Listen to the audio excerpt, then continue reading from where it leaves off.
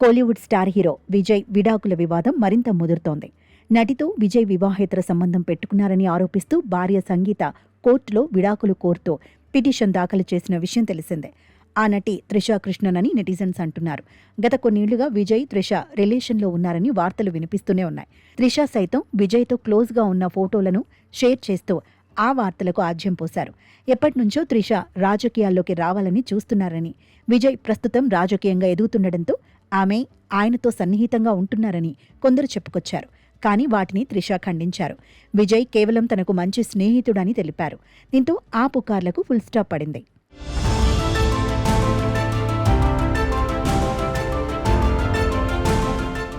ఇక ఇప్పుడు విజయ్ భార్య సంగీత సైతం తన భర్తకు నటితో ఎఫైర్ ఉందని చెప్పడంతో ఖచ్చితంగా త్రిషని అని నెటిజన్స్ కన్ఫర్మ్ చేశారు.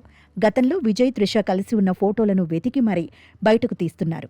అక్కడితో ఆగకుండా కొందరు విజయ్ రాజకీయ పార్టీకి ఏకంగా త్రిష పేరునే పెట్టారని చెప్పుకొస్తున్నారు. విజయ్ పార్టీ పేరు టీవీకే, తమిళగా వెట్రి కజగం. ఈ పేరును స్వయంగా విజయే ప్రకటించారు. అయితే విజయ్ పెట్టిన పార్టీ పేరులో త్రిష పేరు కూడా ఉందని, కావాలనే త్రిష పేరు కలిసొచ్చేలా పార్టీ పేరు పెట్టినట్లు మాట్లాడుకుంటున్నారు. త్రిష పూర్తి పేరు త్రిషా కృష్ణన్. ఆ పేరు మధ్యలో విజయ్ని యాడ్ చేసి త్రిష విజయ్ కృష్ణన్, షార్ట్ కట్లో టీవీకే, ఇదే పేరును పార్టీ పేరుగా పెట్టినట్లు కొందరు వ్యాఖ్యానిస్తున్నారు. ఇది విన్న చాలా మంది నెటిజన్స్ అవునా, విజయ్ మామూలోడు కాదబ్బా అంటూ కామెంట్స్ చేస్తున్నారు.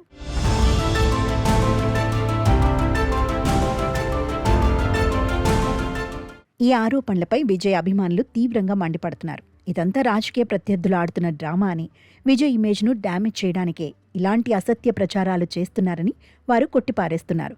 పార్టీ పేరు వెనుక ఉన్న అసలు అర్థాన్ని వక్రీకరిస్తూ వ్యక్తిగత విషయాలను రాజకీయం చేయడం సరికాదని వారు వాదిస్తున్నారు. విజయ్ కేవలం ప్రజల కోసం, రాష్ట్రం కోసమే పార్టీని స్థాపించారని వారు స్పష్టం చేస్తున్నారు.